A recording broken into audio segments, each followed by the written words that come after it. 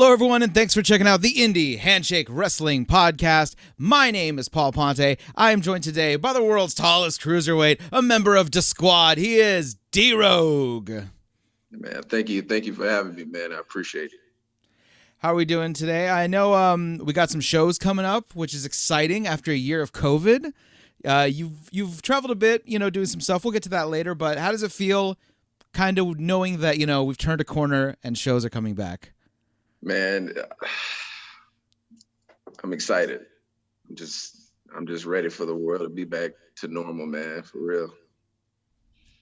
Yeah, it's been especially indie wrestling, the phrase independent contractors comes up a lot, and it's never meant more as in during a pandemic when it's like, what do we do? Oh my God, man.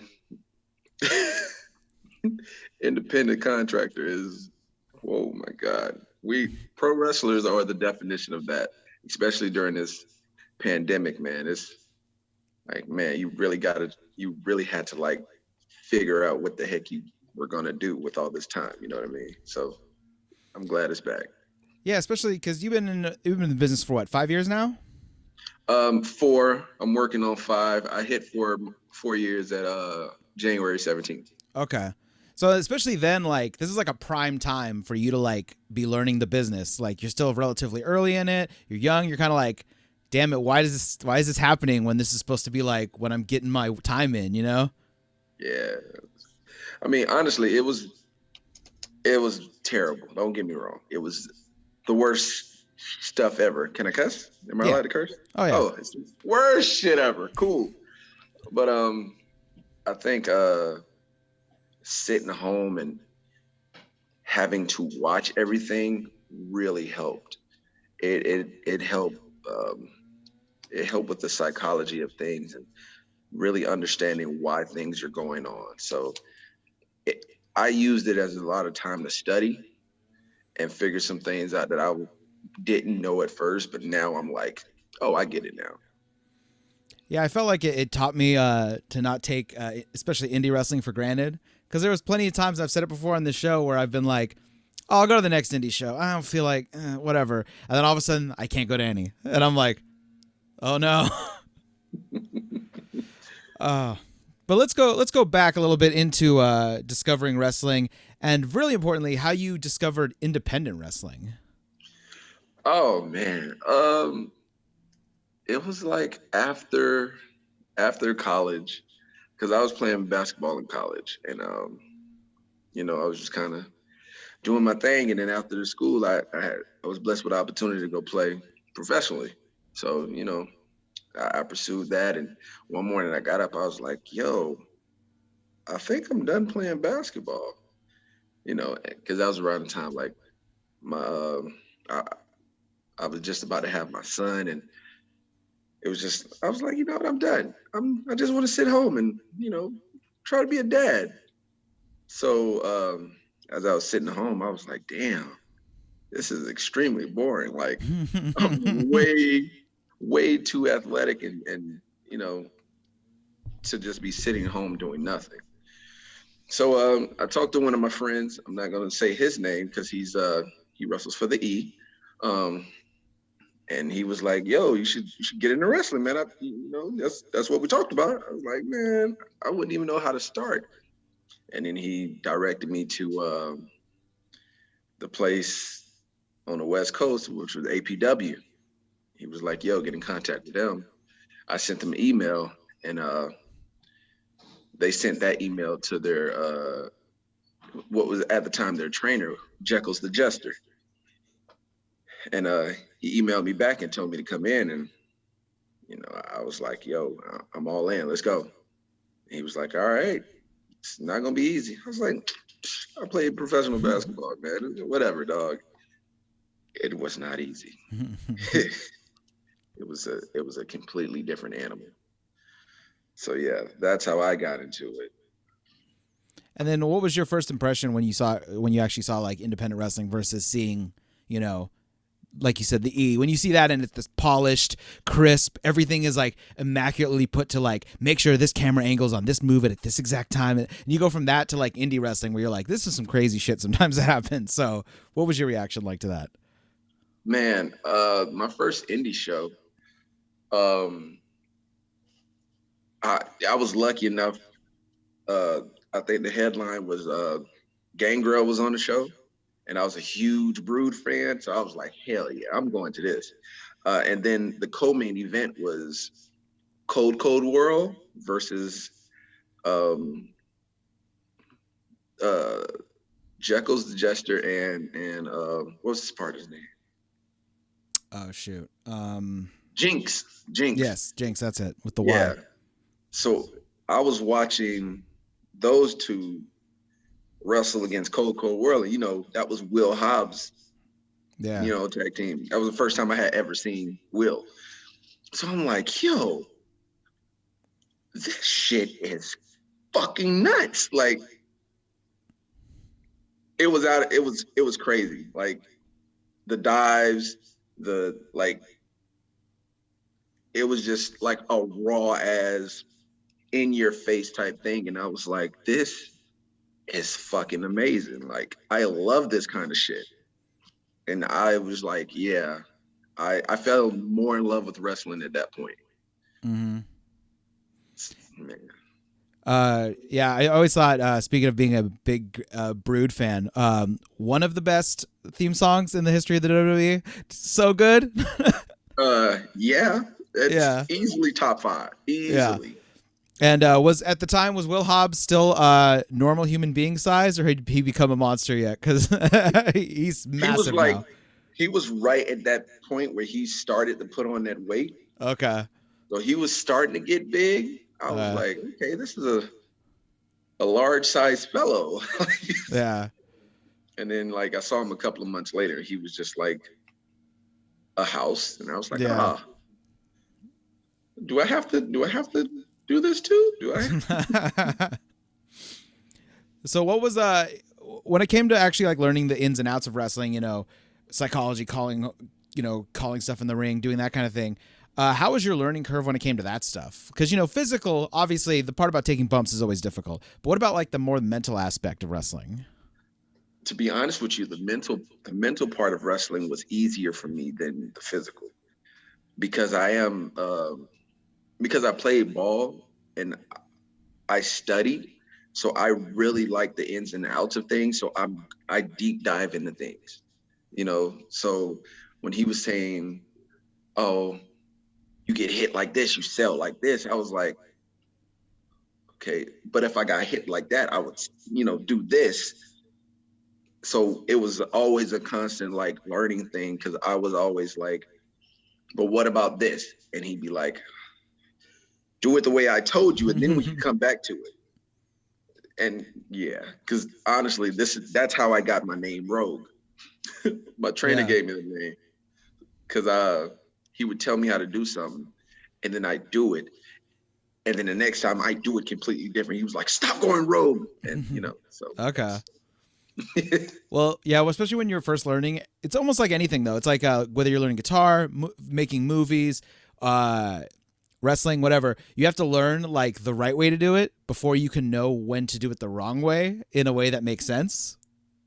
Yeah, I had to learn that the hard way. So. Yeah. And then going from that, and you start, you get a kind of a camaraderie. You learn other people that are training with you. Who trained with you that's still in the business right now? Marcus Lewis. Marcus Lewis was one of those people that helped train me, and I stole so much stuff from him. Sorry, Marcus. I used to steal so much stuff from him because he has a mind for the business. So it's not just I'm a wrestler. He was like, no, I'm a wrestler, but there's a reason I have to do this. You have to be entertaining for people to gravitate towards you. And I was like, you're right. So I'm just going to act like you when I wrestle. So when I first started wrestling, I was Marcus without the growling. I didn't growl. I was basically player number one, him. I think it's really hard not to do that when you start out, because you still got to find like, who am I going to be in the ring? What's my character going to be like? You know, like stand up comedy, it's the same thing. Like people say like, oh, that guy's just doing Dave Attell. That guy's just doing Chappelle. It's like, because when they're younger, that's what they see. So then they mimic it. And then eventually they spring out and do their own thing. But everyone starts off like kind of doing someone else's, because you're just kind of feeling around what you want to do. Yeah, I was such a thief. I was stealing from everybody, and then one day it just all kind of clicked. And then, how did you get hooked up with like the Stoner U guys and doing all that stuff as well? Oh, actually, Jekyll's is the person that hooked me up with them, because I, so I lived like north of Napa, like 30 minutes north of Napa. So, and our training facility was in Fremont at the time. That's a long drive. So I did that 4 times a week. So I was driving from Napa to Fremont 4 times a week. And then, you know, as I got to the point where I was almost ready to start having matches, he was like, yo, on the way home, just stop by Stoner U, and, you know, you can see what's going on over there. See, like, it's good to see different training people, see how people train. I was like, okay. So I started going over there, and they opened my eyes to a lot of things. So they are really good at character development. Like, they will teach you how to wrestle it, but they will also teach you how to be a character. And it was like eye-opening. I was like, I can do that and it'd be okay. It was like, yeah, it's your character, like it's yours. I was like, oh shit. Fuck yeah. And then, you know, so I would go to Fremont to Jekyll's, come back to doggone Stoner U, and I was still go to Stoner U. Like, I just pop in randomly, like, what's up, bruh? Oh, Dr. Og. Don't ask me. Don't ask about Dr. Og. And is that how you were able to hook up with the guys at Hoodslam as well? It's through them? Yeah. So I started doing the student shows at Stoner U, and man, you know, they kind of got us together as the squad. It was like, I don't think anybody thought the squad was going to take off the way it did. It was just kind of like, you know, Harry needed a crew. And I was like, they were like, hey, what do you think about being with Hip Hop Harry? I was like, hell yeah. Harry got one leg and will out wrestle anybody. I'm down. So that happened. And then it just kind of started evolving. And then Kenny K joined, and then, you know, Shakira Spears, and then they were like, yo, what do y'all think about coming to Hoodslam, you know, do a dark match? I said, hell yeah. And then that dark match was fucking nuts. It was against Steven Tesario. I forgot who else. I feel terrible for that. But yeah, and it was just, we had the whole crowd flipping birds and saying squawk, and it just kind of took off from there. So I want to say I love that attitude of like, do you want to do this? You're like, hell yeah. Like, you want to do a dark match? You're like, hell yeah. Like, I feel like, and this is just from being around, you know, I'm sure you've met some guys that are like this. You meet some guys that, like, you know, they're a year into the business and they're already like, well, I'm not doing that. Why would I do a dark match? How much does it pay? And you're like, all right, man, you need to walk, you need to crawl before you can walk. I love that you were just like so open to like, oh no, I want to be part of stuff. I want to learn how to do stuff. I want to do everything. So that's already good sign on your end. I'm like, that's good stuff. But also I was curious what you thought about wrestling in front of different crowds, because, you know, stuff like an APW crowd is a whole lot different than a Stoner U crowd or a Hoodslam crowd. So what were some of the differences you noticed, and how did that kind of affect the way you worked? Man, I tell you this, you know, the difference between when you're in front of just people watching wrestling, you know, and then you're in front of smart you know what I mean? Like marks and, people that just think they know everything about wrestling. Hoodslam is more of they get more of the casual fan, people that just want to come enjoy themselves and watch some good wrestling.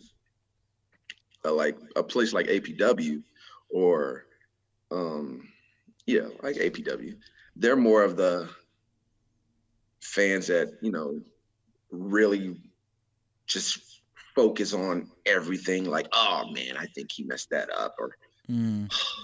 that was terrible. I don't know why. That kind of shit. So you really have to I found out how to interact with crowds because of the different contrast.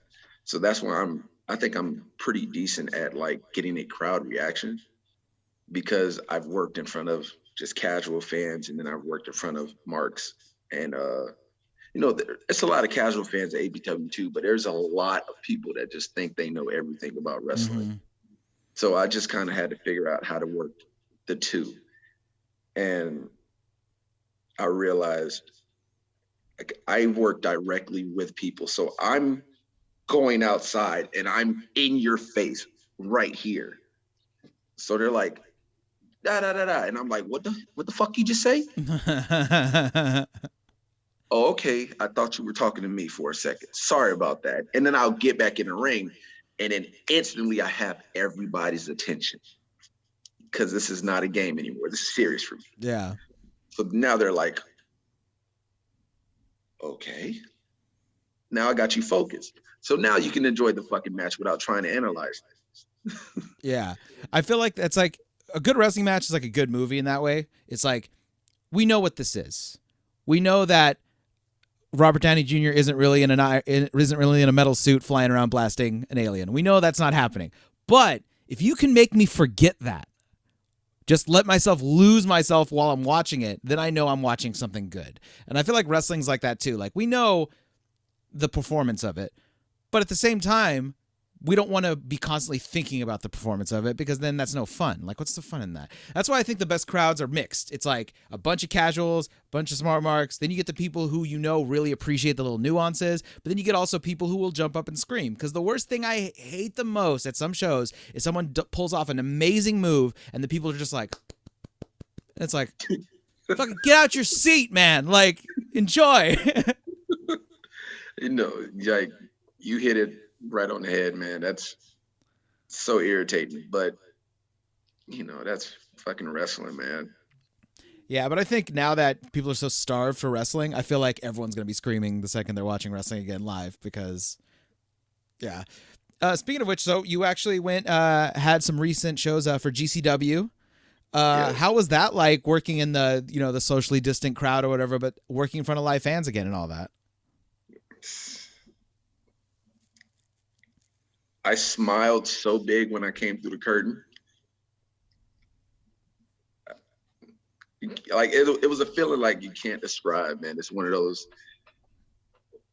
I was just so relieved. Oh shit, I guess people, and they cheering. Hey, like, I didn't know what to do at first. Like, finger guns, spirit fingers. Like, it wasn't, I couldn't high five or anything like that. So I was like, yeah, you got it. I wish. But like, it was crazy, man. Like, I felt like a kid on Christmas. It was such an amazing feeling, man. Amazing. And just being on a GCW show is already like big, especially for like people on the West Coast. We don't get a lot of shots. You know what I mean? Why do you think that is? I think because we're like, the East Coast is so condensed, and there's so many different places you can go. As on the West Coast, you come over here, you can drive goddamn 10 hours and still be in California. Mm-hmm. So it's like it's so many different promotions over there. Over here, you can damn near count how many promotions it is. So it's a lot harder for us to get over there or get known, which is a good and a bad thing, because when they finally do see us, they're like, oh shit, where the hell has he been? Mm-hmm. And it's like I said, man, it's I'm glad I went over there. I think like, me, Juicy, Zoe, Andy Brown from SoCal. Uh, it was a lot of us out there from the West Coast, man. Dark Sheik, Super Beast, Mike Rain. Like Nuck, we went over there and we represented. So I think I think things are gonna start changing because that was one of our goals. Mm-hmm. Like during this pandemic, I was like, you know what? We gonna get the fuck off this island. Like y'all gonna start noticing us, or I'm gonna start coming over there, and then you gonna notice us. Mm-hmm. And I've been to like 4 or 5 GCW shows, just flown out there. Hey, what's up, man? This D Rogue. See me.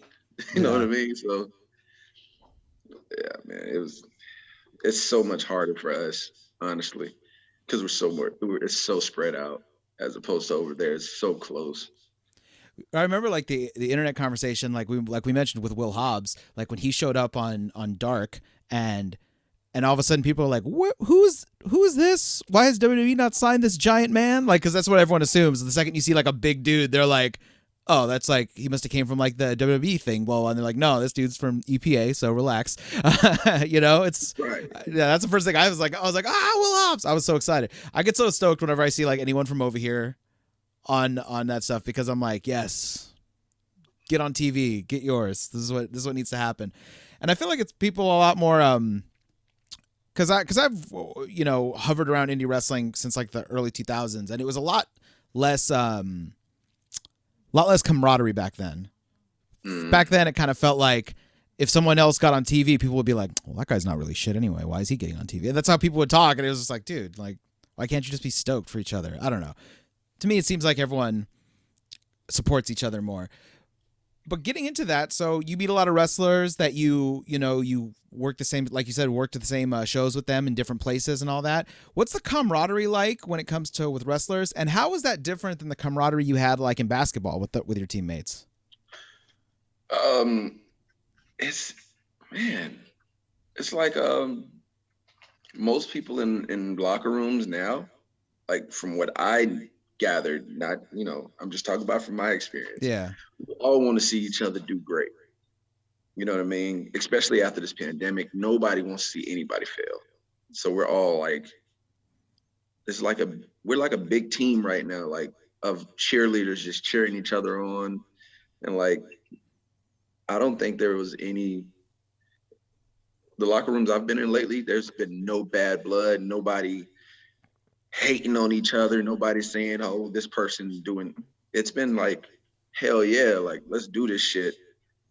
And it's been dope, man, for real. It really feels like when I was in college and you get once you guys start getting close, things start rolling. Like you start getting wins. Like the coach is like, all right, I ain't got to yell at y'all last today because you guys did good. And that's what it was like in the locker room, man. Everybody's doing so fucking dope, man, and doing such different things that I haven't heard one promoter say, hey, that wasn't good, because I haven't seen a bad match in them since I've been traveling. Interesting. So, speaking about Dark Sheik, we mentioned earlier, the camaraderie.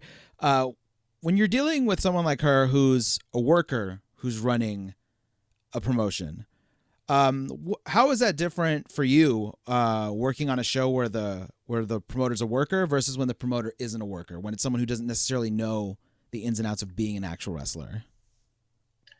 It's no different for me. Okay. I treat everybody the same. Dark Sheik is a really good fan. Like, Sheik became a part of my family over the weekend because, like, my family just fucking loves Sheik. So her name is S Rogue now. I'm D Rogue. She's S Rogue. I saw that on Twitter. Yes. Yeah, like legit, she's a part of the family. But I don't treat anybody any differently. Promoter, worker, merge person. I treat everybody the same. I treat everybody with the utmost respect. I'll ask you if you need anything, you need me to help with anything. I got you. One of the workers, hey, I need some water. I'll run and go grab it for him.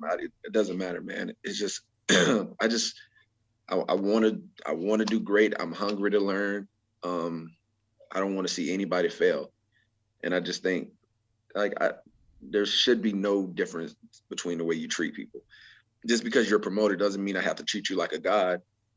I can just treat you like a regular person, as long as you have respect and treat me the same. What is the issue? Yeah, that's good. See, there you go. I feel like you came in with a little bit of a leg up as far as that stuff, because when you are playing a team game, you have to kind of be more like, there's no I in team, blah, blah, blah, that kind of thing. Whereas some wrestlers don't come in with that attitude. They're kind of like, how can I get mine? So it's, Yeah, I've ran into a couple of those for sure. Yeah. Ran into a couple of those. All right. So I got this segment. It's called the Take It Home segment. What we're gonna do is I got a list of questions here. Feel free to take as much time you want on them. And we're gonna start off with what are some of your favorite road stories? Ooh,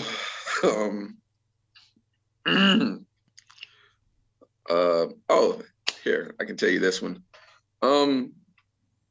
I was with Daniel Torch, Just Zach, and Ezra on the way to Oregon for DOA. And we were driving through the mountains, just crossed the Oregon border. And we were like, yo, Zach, you got it? He was like, yeah, I got it. I'm cool, man. I was like, all right, man, it's like snowy outside. Like, you might want to slow the fuck down. All right, cool. So everybody's like, all right, you got it. I say, I must have turned over to go to sleep. Not even 5 minutes later, we get pulled over. And as we're pulled over, I'm like, oh shit, we're in Oregon and I'm the only black dude here. I'm finna get killed or something. Something bad's gonna happen because I'm the only black dude. So Torch, the guy comes up, Torch is next to me. He's like, don't worry, I'll tell him you're my black guy. So he gets the ticket. He doesn't even acknowledge me. He just gives him the ticket, blah, blah, blah. You got to slow down, go. I was like, oh shit. He was like, I told you, you're mine now. And we go to Oregon. And then as we're in Oregon, we're eating. Well, we're going into the restaurant. I said, yo, I'm going to get stared at. He was like, no, you're not. And as we go into the door, it's like a movie. Everything stops. And everybody just stares and watches me walk. And then I sit down and I was like, I told you. And then Torch was like, don't worry about it. Hey guys, don't worry, he's with me. And then everybody just looks. No, he did not. Everybody just looks and just starts eating again. So yeah, I'm a fit. I think I'm owned by Torch now. So yeah. Yeah, I'm guessing that wasn't Portland. That was like some outskirt of Oregon, or it's like, yeah, that once you're out of Portland area, Oregon's a different spot. Yeah, it wasn't Portland. Definitely, yeah. Man, it was different. Yeah, the outskirts of Portland are a little scary in that way. I'm like, I don't know what's happening out here. Let's see. If not wrestling, what would you like to do creatively? I always consider wrestling a very creative sport. You're making up stuff. You're deciding things. So if not wrestling, what do you like to do creatively? I want it to be a radio personality, because I tell people I got a face for radio. I just think you can be so out of control and, just so outrageous on the radio. It's not like they know what you look like, so you can just say whatever the fuck you want sometimes. So I wanted to be a radio personality because I just wanted to curse people out and then hide. What is your favorite move or hold that you do not use? The Canadian Destroyer. even though it's overused so much now, I damn near hate it, but it's like so cool to see. Definitely the Canadian destroyer. Oh, Spanish fly. Spanish fly is great. I'm gonna learn how to do it. Damn it, I can't flip. I can't backflip, but I'm gonna learn how to do it. Yeah, the Canadian destroyer is one of those things where like, I just feel like maybe people just should be like in the locker room. Maybe someone call it, be like, I call it. I'm the one doing the destroyer today. Like just so no one else does it the rest of the day. You know what I mean? Just you get one. That's it. That's it. Just one the whole show. Yeah, we don't need 16. Yeah, just one of the whole show. Just it. And then I'm cool with it. Then I'm fine with it. It's just if I see two in one show, I'm like, you've lost me. You lost me already. Right. That's what I mean. What's the craziest fan interaction you've had? I've had a lot of them, honestly. I've had a few stalkers. I say I was at where was I at? I think I was at West Coast Pro. And ladies like, oh, can I have a picture? Yeah, like, yeah, no problem. And I go to take a picture with her. She just grabs my whole junk. And and I'm like, yo. And she's like, geez, click, and get the picture. As I'm so uncomfortable and I'm looking at her like, what the fuck you doing? She was like, hey, thanks. So what are you doing later? It's like going home, and then I walked away. But yeah, she grabbed my whole junk and pictured cheese. I was like, oh wow, man, cool. I guess there's a whole new meaning to the term "working snug." All right.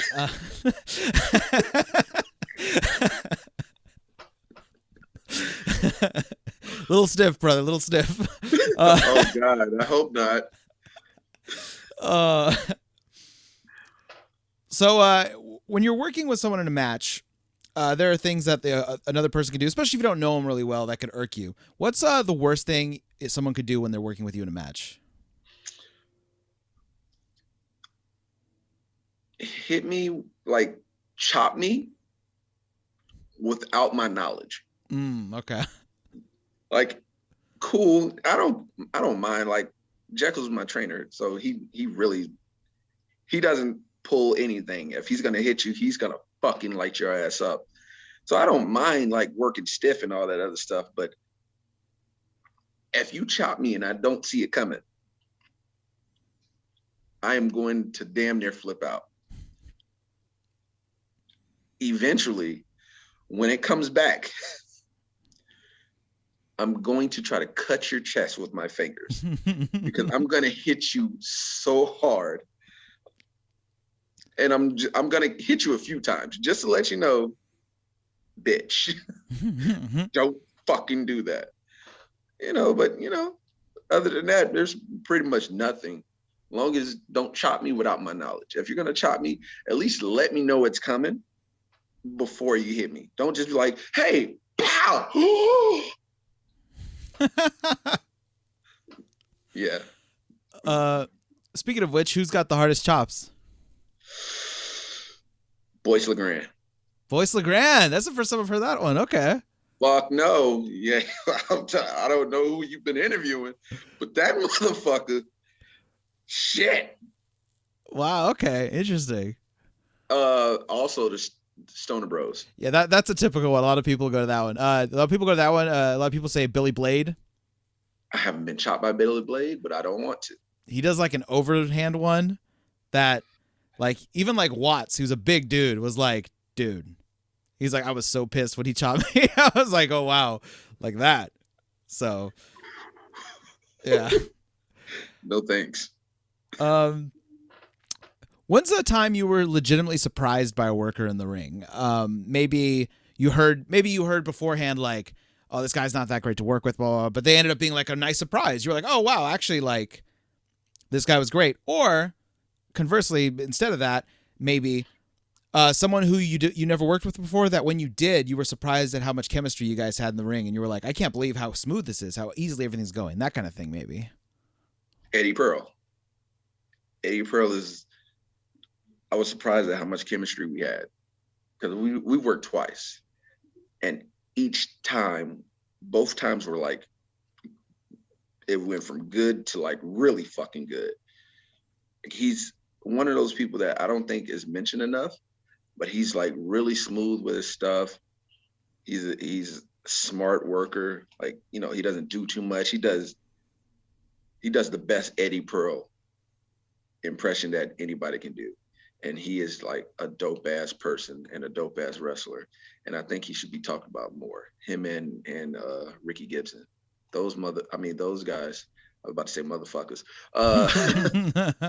Those dudes are amazing, and they should really be talked about with the top indie tag teams. And I don't know why they're not. I think it's because they're on the West Coast, but they definitely should be up there. Has a booker tried to stiff you on money? And if so, what is a fun excuse as to why they did so? Yep. That happened when I worked a promotion in Sacramento. They were running the show for the first time, and you know, I'm not gonna say any names, but they were like, "Oh yeah, we got this, and this, and we got this, all other stuff."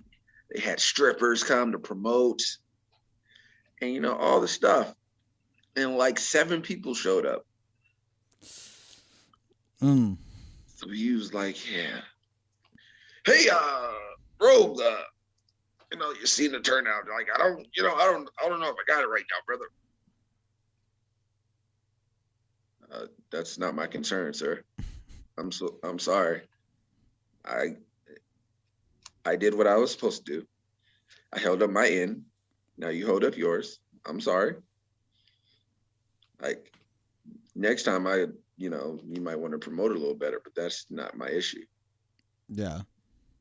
Oh, well, you know, I'll wait. Oh. Shit. Like, stupid. I got my money. Yeah. I always feel like you got to be wary, especially if it's like someone's first show. It's like, I don't know, man. Especially if they're throwing around money. If someone throws around money like that, like getting strippers and stuff, either they have a lot of money or they have not that much money. Yeah, that was definitely the case on that one. I won't say names, but they know who they are, and I hope they're listening. What's a mistake that you made in wrestling that ended up being more positive because of it? Oh, a mistake I made in wrestling.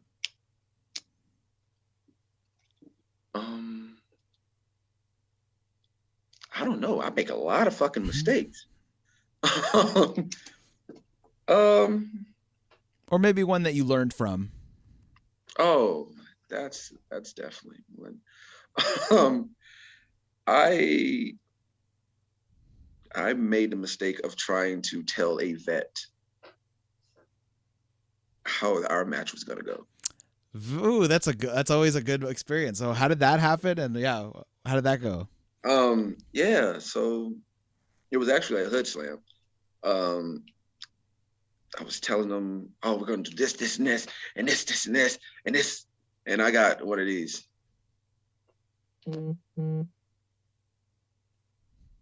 Oh, are you calling our match? Nah, cuzzy, we're not doing that. This is what we're doing. All right, got it? Yeah. Any questions, come talk to me. And he walked away. And I was like, what the fuck was that? And then Harry leaned over and was like, "Nah, cuz don't do that. Just kind of, go with it and then make suggestions, but don't ever tell the vets what you're gonna do." And from that day, I have never gone up to somebody and was like, "Yo, so we're gonna do this." Never. I've always said, "Hey, what do you want to do?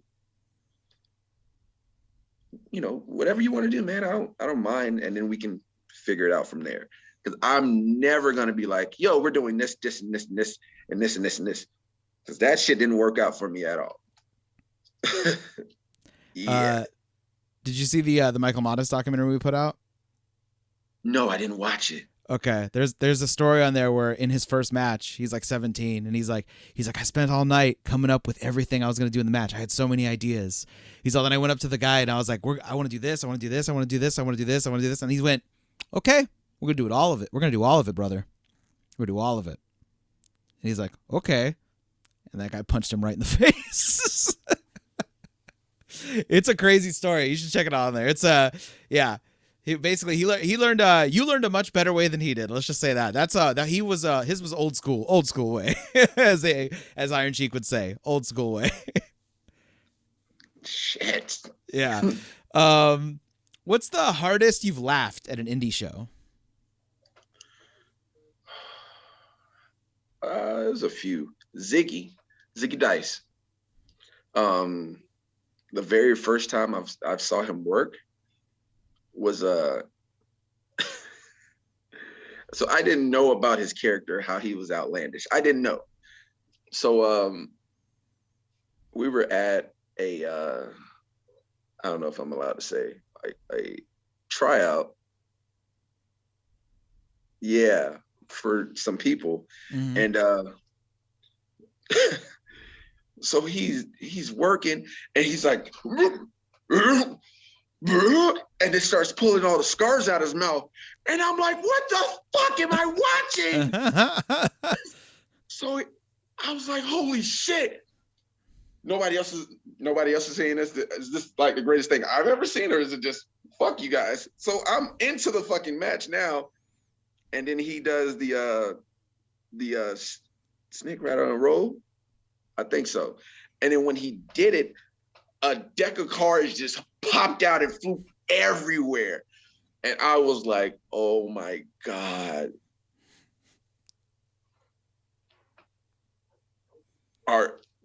I'll fucking sign him if y'all don't. Fuck you guys. You know?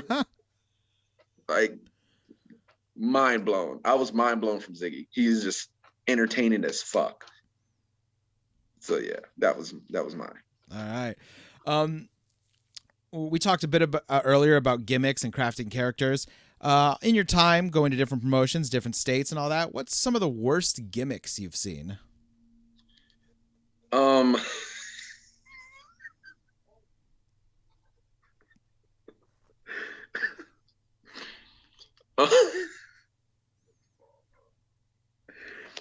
I saw a dildo. Guy was a dildo, and he wrestled trying to fuck people. He was a dildo?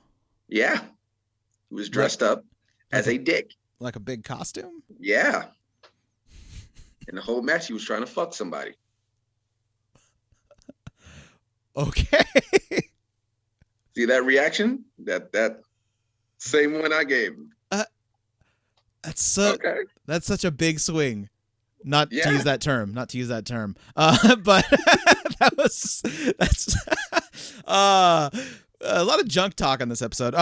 No, that's I mean that in that either goes over really well or that goes over not at all. Mm-hmm. Which is that how that went? Not at all, because that's I can't imagine. Mm-hmm. Mm-hmm. Yeah, it went the latter half. Yeah. Oh my gosh. Like, how do you even were you in the match? Hell no. Okay. That guy's not trying to fuck me. No. Oh man, look. Did you have to follow that? That's even, I don't know if that might be worse. Yes, I did. It was the best thing to happen because I had to follow it. Okay. So, yeah. You're like, anything I do at this point is going to make these people happy. After that. That. Yeah. Oh, man. That's fantastic. Okay. Well, son of a bitch. Like, what moves was he trying to do? So now I'm trying to picture it. God. He went for a dick line. So he didn't throw his arms. He threw the top of his.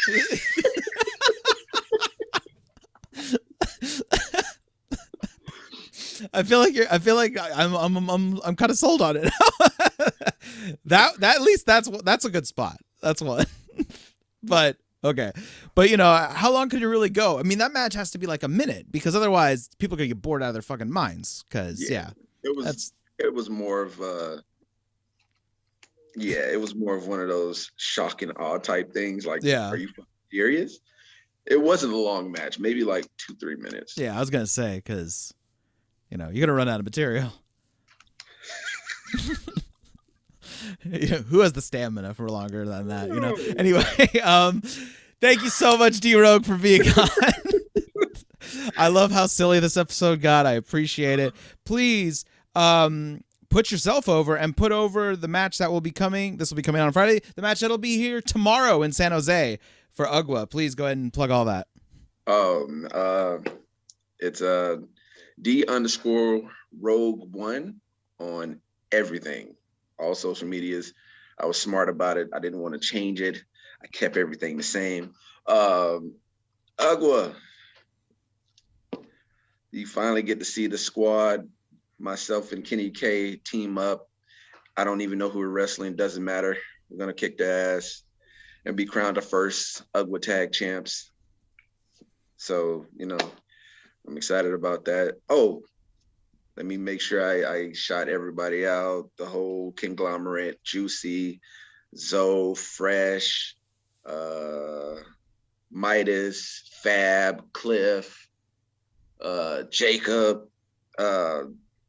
Man, I know it's a bunch of people I'm missing. I'm sorry. Don't cuss me out, y'all. Yeah. So, yeah.